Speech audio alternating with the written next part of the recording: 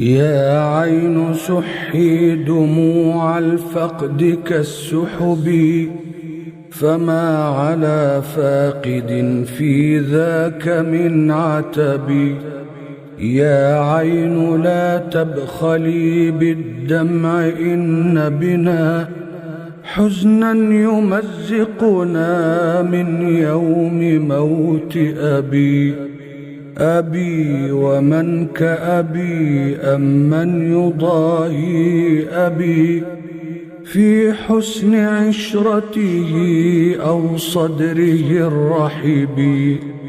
أبي ولا فخر معروف بفطرته، بيضاء ناصعة عفت عن الريب. راض بما قسم الرحمن، مصطبر على البلاء إذا ما صيب بالكرب.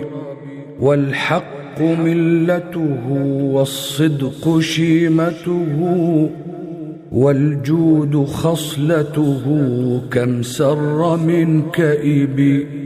خبير تربية أستاذ توعية، إمام تزكية من أنجب النجب. أب بألف إذا طالعت سيرته، تستشعر الفرق بين الجد واللعب. لو قسم الناس أصنافا لمعدنهم، لكان معدنه من خالص الذهب.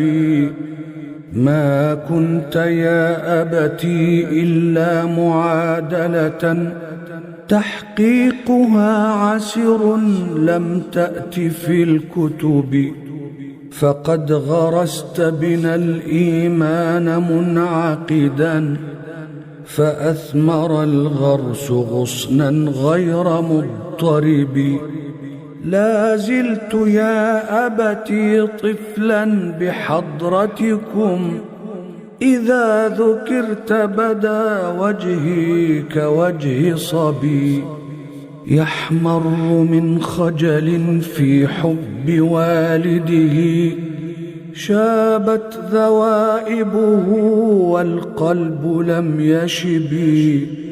أستغفر الله، ليس القصد من كلمي إبداء سخط على ما ناب من نوبي، لكنها زفرات بالرضا امتزجت، والصبر والحمد والتسليم والأدب.